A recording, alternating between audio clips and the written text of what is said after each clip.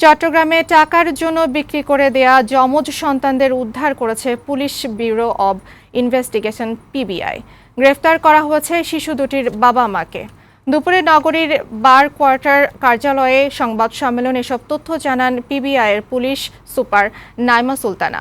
তিনি জানান, গত জানুয়ারিতে নগরীর একটি বেসরকারি ক্লিনিকে জন্ম নেয় ফাহমিদা ও রায়ান। স্বেচ্ছায় স্ট্যাম্পে স্বাক্ষর করে দুই শিশুকে রাশেদা নামে এক নারীর কাছে ৩ লাখ টাকায় বিক্রি করেন মুন্নি হাবিব দম্পতি। পরবর্তীতে টাকা ভাগাভাগি নিয়ে ঝামেলা হলে হাবিবের বিরুদ্ধে মামলা করেন মুন্নি। এরপরই অভিযান চালিয়ে দুই শিশুকে উদ্ধার করা হয়। গ্রেফতার করা হয় বিক্রির মধ্যস্থতাকারী ও শিশু দুটির বাবা হাবিব ও মা মুন্নিকে।